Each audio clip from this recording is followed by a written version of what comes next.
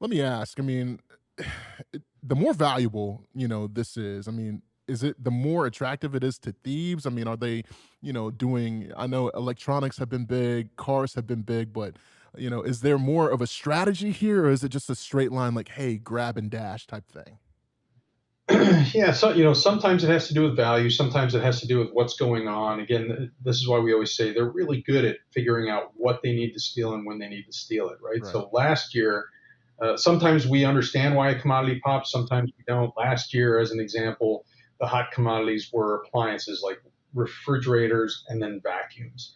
And did that have to do with catastrophic events, people rebuilding homes in areas where there were storms and hurricanes and stuff like that? Maybe, but is there a direct correlation? We don't know.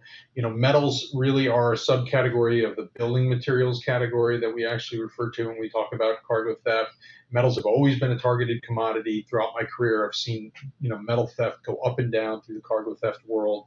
Uh, there's always metal theft, but then you see these big spikes like we're seeing, and sometimes that is driven by things like pricing. We're seeing skyrocketing demand for metals in renewable energy, electronic vehicle production, data centers, smart infrastructure, things like that. So, and it's both bulk and scrap copper that's getting stolen. But last week I heard about a load of brass that was stolen in the industry. Some of it's being melted down, some of it's being resold for good money.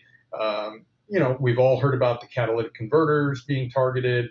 They have palladium and platinum in them. Studies show that roughly for every 10% rise in metal prices, there's a 20% uptick in theft around those devices. So there's some definite correlation with pricing, but it's also what's in demand, what's it being used for, what is the world needed for.